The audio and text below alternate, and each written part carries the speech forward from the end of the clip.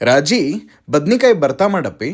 ಅಯ್ಯ ಬದ್ನಿಕಾಯಿ ಬರ್ತಾ ತಿನ್ಬೇಕನ್ಸೈತೆ ನಿಮ್ಗೆ ತಡ್ರಿ ಹಂಗಾರ ಮಾಡಿ ಕೊಡ್ತೀನಿ. ಫಸ್ಟ್ ನಾ ಅದಕ್ಕೆ ಏನ್ ಮಾಡ್ತೇನಪ್ಪ ಅಂದ್ರ ಒಂದ್ ನಾಲ್ಕು ಬದ್ನಿಕಾಯಿ ತಗೊಂಡು ಅವಕ್ ಮ್ಯಾಗೆಲ್ಲ ಎಣ್ಣಿ ಸವ್ರಿ ಅವನ ಒಲಿ ಮೇಲೆ ಚಲೋ ತಂಗ ಸುಡ್ಬೇಕ.